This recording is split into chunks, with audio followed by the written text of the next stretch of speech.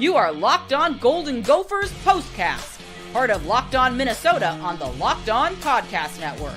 Your team every day. Gophers shut down Wisconsin. They keep the axe in Minnesota for the second year in a row. 17-7 your final in some very icy, snowy conditions out there. Drive safe if you're on the road. They end the season, the regular season, 7-5. Thanks for stopping by the way. We got all your instant reaction right here. It's the Golden Gophers postcast. Luke Inman at Luke_Spinman. That's Ron Johnson. Give him a follow on X at 3Ron Johnson. Gophers Hall of Famer. Check him out every Tuesday, by the way, on the Ron Johnson Show, right here on the Locked On Sports Minnesota YouTube page, and of course wherever you find your podcast. Lots to get into. Biggest turning point from this one, our player of the game, plus what we'll be talking about tomorrow. Just off the top, though, Ron, Gophers sitting at 6-5. Heading into this one, obviously, everybody circles this one on the schedule when it comes out, right? Your biggest rival, Minnesota versus Wisconsin, trying to retain the almighty axe. They beat them last year in November by a score of 24-7. Major weather conditions in play today, sub-freezing temps. You had the wind, the snow, the ice. It was all a factor. And the Gophers defense, man, they were kind of the star of the show. 3 takeaways on the day, 2 interceptions. They do their part. Darius Taylor scores a touchdown. Drake Lindsey, a passing touchdown to Jamison Greers as well. They win it, though, man. The axe stays where it belongs here in Minnesota. They end the year on a high note. Talk to me about just your knee-jerk reaction fresh after this one. Yeah, well, I told y'all I'm about to. It's snowing. It's snowing out. It's snowing out. So I can't blow too much smoke into my neighbors' houses, but I am going to walk up the street in a little bit with the oar. I see a lot of neighbors outside right now shoveling the snow because I was at the game. I stayed for 4 quarters or 3.5 quarters. I left in the middle of the 4th quarter just to get home to get the podcast done, get the postcast. So I'm going to walk up and down the street with the oar. You guys see it behind me. I'm going to shovel a little bit. I'm going to ask my neighbors, do you need a little help? It's a little icy out here. There's really just 2 neighbors, though, that have the Wisconsin flag. So I'm going to make sure I walk by their house with the oar. Like, oh, you talking to me? Oh, sorry, what's that? Yeah. But knee-jerk reaction, here's the thing. It was ugly early on. The weather played a huge part in the game. The fact that the Badgers still found a way to pass for 182 yards, they yanked their quarterback out. I wonder, and again, I'm glad we don't have to worry about this now, but I wonder what kind of game it would have been in neutral conditions where it was like maybe cold but not snowing because the ball was wet, the guys were slipping. I just wonder, would the Gophers have been able to still pull this off in this fashion? I do like the way my other knee jerk is. I love the way the Gophers started the game. Like I've said this for weeks after weeks after weeks. Drake Lindsey needs a NASCAR type of offense where he comes to the line of scrimmage, kind of go fast. You saw that happen early on where he was willing to, like they said, look, let's put the ball in the freshman's hands in terrible conditions, see what he does. And the receivers were making catches, but it was just quick stuff. It was get it to the running back, get it to the tight end, get it to the receiver in the flat, get it to the receiver on the out route. There wasn't a lot there. I don't think there was any ball further thrown than like 10 yards. And I really like that offense. So I think hopefully the bowl game is a continuation of that. But that's just right off the bat. Like the Badgers went home 4-8, no bowl game. The Gophers have it. And it just makes it so much better tomorrow walking in to do the Vikings pregame show as well. No doubt. Knowing that we have the axe. The game is won. So now I can show up with my oar. I can celebrate Max Brosmer, and I don't have to worry about like not tweeting out tonight either to these Badger fans. Let's get into the biggest meat and potatoes with the biggest turning point from today. Time to reveal where the game was won or lost. It's the turning point. Pretty slow-moving first half, but it ended in wild fashion, right? 14 points being scored in those final 3 minutes. Darius Taylor with a 50-yard scamper TD run to go up 10 rip. But then here comes Wisconsin, a 7-play, 75-yard drive. They scored with 25 seconds left on a tiptoe touchdown catch that had to be reviewed. I know there was more pressing stuff near the end of the game, but that 3 minutes, to end the first half, that felt like a massive turning point as well. Thoughts on that and your biggest turning point tonight? When was it and why? So one, I think the refs missed the call. Now I was at the game, so I couldn't see the. It was so close, man. So here's what I thought they missed, and maybe like the TV copy maybe showed it better. Yeah. I thought he stepped out before he went to catch the ball, like meaning he stepped out and then stepped back in, made the catch. So I wasn't saying he didn't catch the ball because when we were, I literally, I don't know if the TV showed me, but I was dressed in all black. I had a mask on, I had sunglasses, but I was standing right there on the goal line. Like I was right there when that play happened, and you could see his foot. Like we were all like me and Justin Guard and a couple other people were literally like looking over, pointing at like the footprint because we're like he was on the white line, and the refs talked about it. They then went and looked at the film. When we saw the film in the stadium of what they were seeing, they weren't looking at the movement to get to where he got to. They were just looking at, was the 2 feet in? Did he catch it? Yes. But I think he was an ineligible receiver. It did not matter, thank goodness. Like, it didn't come back to bite him, because if they had lost on that, oh my goodness. Like, that would have been crazy, because he stepped out first, and PJ Fleck was livid because I was standing right there. But I think that's the key to that. So, one, that was a huge turning point. Where it kind of made everybody tight. Like, okay, 10-7. Like, all right. Yeah, and Wisconsin got the ball at the second half, so that's why that was so huge too. Yeah, right? It made it tight. It made it real tight. But the other one for me, one of the sneaky ones for me is before that, and I think it was Mavic Baranowski met the running back in the hole, absolute head-to-head banger. And that there, I think, set the tempo for the defense. Even though they ended up getting the touchdown later, which I still don't think they got it, I think at that point the defense kind of like really stepped it up with the like stopping the run, and you just saw a different team come out there after that. Like I thought that was a huge hit, huge momentum builder. And then of course, I mean pick whatever, almost 6. John Nestor couldn't get to the end zone, but the interception was just it said Greeter asked the Big Ten officials. They said Mav pushed him out, therefore not illegal touching. See, I don't think, and thanks to Anthony G55, I don't think he pushed him out. That's the thing. We were all looking at that. I don't think, now again, I didn't see the TV copy because I'm at the game, but I don't think he pushed him out. I think the guy just ran and stepped out of bounds and then stepped back in. But again, if the referee called that, because the referee that called the touchdown or called no catch in the back of the end zone, he was staring right at it. So how come he didn't say he was pushed out? Sure. There's no footage. And again, I don't know if anybody saw footage who watched the game on TV. I didn't see anything that looked like that he got pushed out by Maverick. Like, it looked like it was just he ran out, stepped back in, and made the catch. But I got to go with Nestor's interception because, one, he avoided the referee, which guys actually run shallow routes on purpose towards the referee because you use the referee as a blocker. It's a legal pick play. You run towards the ref, and your defender has to either go behind or over the top. Nestor kind of, which thank goodness they didn't call it, you could see he kind of tugged at the jersey a little bit to kind of vault himself forward, and then the quarterback just stared it down, and it was an interception. So that was a huge turning point there. We always talk about team stats, right? They play such a major role, and not just Gophers, so many collegiate games week to week. Ron, give me your top 1 or 2 team stats that just really stuck out from tonight and kind of told the story of how this game played out for the Gophers. Yeah, it's crazy. 55 to 56 plays between both offenses. So it was deadlocked. Big difference, third down. They were 4 for 13, and the Gophers were 50% on third downs. So I think that's the huge key there. They were able to convert. They were able to stay on the field. They were able to get some big plays. And again, it wasn't easy to catch the ball in that weather. Like I grabbed the ball earlier in the game because one of the guys kicked it over to where we were standing, and I threw it back. It was slick. Like, it was wet. It was a little bit slick. Like, they were switching the balls out as much as possible. They were trying to dry them with towels. It was a tough atmosphere. So I couldn't imagine the players and it coming fast. Like, I didn't even have to do anything but throw it, and it wasn't easy to throw. So players, full speed throws, fastballs from Drake Lindsay. That was a tough environment to try to get through. Don't go anywhere. What we loved, what we hated, plus what we'll be talking about tomorrow after this one. That's all coming up right after this. Quick reminder, today's episode brought to us by FanDuel. NFL season. We're in crunch time in the NFL season. FanDuel's making sure you're ready with this can't-miss offer. Right now, new customers, you bet just $5. If your bet wins, you're getting $300 in bonus bets to use across the app. And why I love FanDuel, they got everything, man. Player props, same-game parlay, even jumping in live as the action unfolds, my personal favorite. You name it. They got it. So quick, so easy. Best way to add a little bit more enthusiasm to your Sundays, right? A little bit more juice to your Sundays. Are you ready to play? Download the FanDuel app. Go visit FanDuel.com today to get started. That's FanDuel.com. You're getting $300 in bonus bets guaranteed when you win your first $5 wager. All right, Ron, let's hand out some flowers, some spotlights, some love with our players.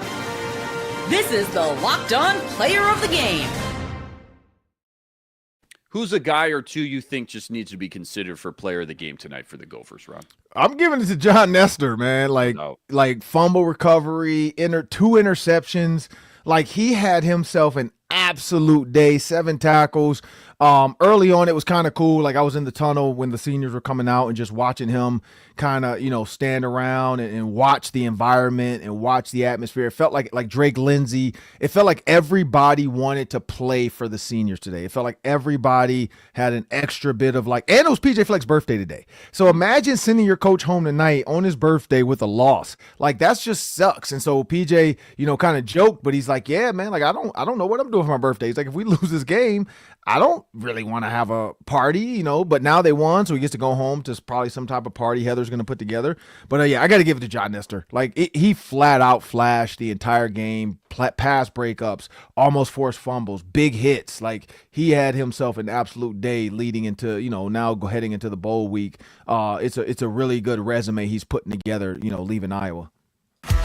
This is what you'll be talking about. So what we'll be talking about tomorrow morning after this one, after watching, everything transpire and unfold the way it did. Gophers obviously end the season on a high note, massive win against their big rival for the Axe. What should the A topic be tomorrow morning, or what are you going to be thinking about or pondering from this one tomorrow? Yeah, you know what? Honestly, I'm wondering if Hunter Simmons started this game, would it have sputtered that early like that?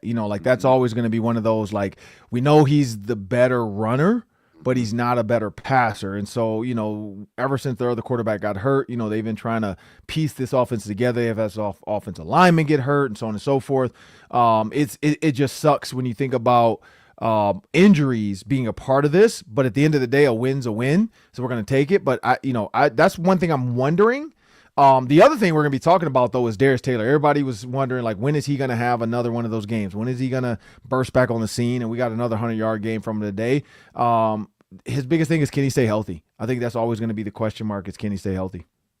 What we loved, what we hated. Speaking of John Nestor, dude, just that secondary balling out again today, man. I mean, last week it was Coy Parrish, leading. Yeah, I think he led that's right. He led the team in tackles with 10, a turnover, some huge plays in the return game. Today, though, it's John Nestor, as you kind of already mentioned, 2 interceptions, a fumble recovery. It's just kind of fun to think about those two playing together next year in 2026. John Nestor, still a junior. Hopefully he's back next year. But give me one thing you loved, one thing you hated from tonight's game, Ron. Well, like I said, I love the way the Gophers offense started. Coming out, kind of whenever, I don't know what triggered it, but, I was standing on that side of the field that they were going away from me. And I could see the offensive staff kind of, giving different hand signals. And sometimes it was he would go. Sometimes he would kind of do a loose huddle. I like the fact that they were willing to let him go a little bit. I just wish they had done it sooner. So I love that. I love the quickness in the offense, the quick throws, not allowing the defense to get set. What I hated, and I don't know if he came back in because I didn't see, but Jamison Gears. I hated seeing him get hurt after a touchdown. Because he made a nice, it kind of was like a slant and go. He kind of went in and then went, straight up the middle and split the safeties. Great throw by Drake Lindsay up top to his big guy, makes the catch, comes down, celebrates. They did I think they did a shotgun to beer as a group. And then he kind of was like, oh, wait, my knees doesn't feel right. And he goes back down. So I don't know if it's how he landed maybe and his knee kind of jostled because he didn't get hit, didn't get stepped on. He didn't take another step. So I'm hoping it was just one of those knocked it loose a little bit and it just feels awkward. And then they're going to look at it today. And then, 3 week. Good thing is the bowl game probably won't be until late December. He'll have, 4 weeks before they have to play again or 3 weeks before they have to play again. So hopefully that gives him time to rest up and he's back. So now you get the bowl game coming up next, which is obviously, to be determined. When you think about today, just how everything unfolded, what do you think the number one thing, PJ and the coaching staff as a whole is going to be talking about when they turn on the tape tomorrow? So one thing is the run game. In that weather, those guys did a great job of pushing the defensive line. And then vice versa. I think when he turns on that play, that defensive line was getting after it. Like they were in the backfield of the Badgers. They were not letting that quarterback get comfortable. The run game, they were stopping it. The DBs were kind of sticky. Other than that one deep ball, and again, in third, I think it was 3rd and 5 or something like that. They got him. Like I didn't see the actual full, because again, we couldn't see they never showed the replay. They never show Gears came black in the game. So perfect. So he's good then. That play, what was that touch or the deep ball? Was it like a fake bubble screen or what was that? Was that just a straight up go in the first half? Yeah, just the go ball. Was that just a go go man? Ball? It was just a go. I think the secondary was just caught sleeping a little bit because they put in that new quarterback, and it was like his first 2 passes on 1st and 2nd down were so off target. It's like, I don't know if this dude can throw the ball. And then they come out with just a deep fly route and perfect throw. And yeah, just kind of Deontay McMillan was covering them. And so that's what we were wondering, like what, because we couldn't see. And then, like I said, they don't show the bad replays in the stadium. So once a play like that happens, we're not going to see like what actually happened. And I have to go upstairs into the press box to get the TV replay. Yeah. But I thought it was like a butt, but it was a straight go. Yeah, that's the other thing. You know, the coaches are going to be like, look, we can't let that happen. Because if that play, that's the only play that gave them hope. Mm-hmm. Like if that play doesn't happen, it's a 17-0 game, maybe 24-0 game. Yeah.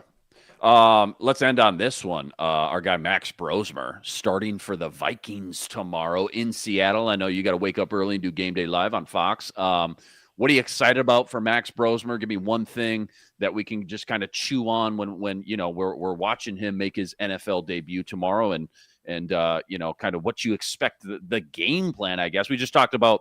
Obviously, Drake Lindsay, that hurry-up NASCAR, just high-tempo stuff. What do you think KOC can do for Max Brosmer, knowing his kind of skill set going into this one? Yeah, Max gets rid of the ball extremely fast. Like he has that throw flat-footed kind of arm flick strength where he can kind of get it there. He has the touch pass. He has the deep ball. He can drive a ball in there. So honestly, I'm expecting KOC to kind of like Max has been there the whole training camp, so he knows the offense. And again, he's a guy that studies, so he knows the offense probably just as well as JJ McCarthy. With maybe a couple little things here and there he might not know because he hasn't done them live yet. But I expect Max to go out there and look pretty good. Like I expected to be one of those competent, not Jake Browning, but I guess kind of Jake Browning moments where you're like, man, this guy's good. You know, Nick Mullins-ish kind of thing. Nick Mullins never was really good in my opinion. I'm going more like Drake or what's his name? Mac Jones. You know, there you go. Mac Jones with the 49ers like comes in, makes some plays, and you're like, oh, okay, this guy's good. So that's what I expect from Max. I think, you know, getting the ball out of his hand, getting the ball to Justin Jefferson, that was one thing JJ McCarthy, I think, struggled with a little bit. So, again, if JJ all of a sudden goes out here today, has a touchdown, has 6 to 8 catches, 120 yards, it's going to be tough to say, okay, you're back off concussion protocol. We got 60 seconds. Let's dive into the Ron Johnson Diary, Gophers Hall of Famer. What is the coldest, iciest game you remember, or the best highlight from a Gopher Wisconsin game that you obviously played in, Ron? My senior year. Like that's the biggest thing. Like my senior year, I got a chance to win the Axe, like leaving the last game I ever played at at the Metrodome. So for me, and I caught a fade route touchdown to kind of help keep the game going. So for me, that's one of my best memories. Other than that, I remember my freshman year. I think I broke like the freshman record for set it. I don't know if it's been broken yet, but I had like 9 catches for like 100 yards at Wisconsin as a true freshman. So I did something like that, like 8 or 9 catches for 100 yards, or maybe 10 catches for 100 yards. But I had myself an absolute like second half.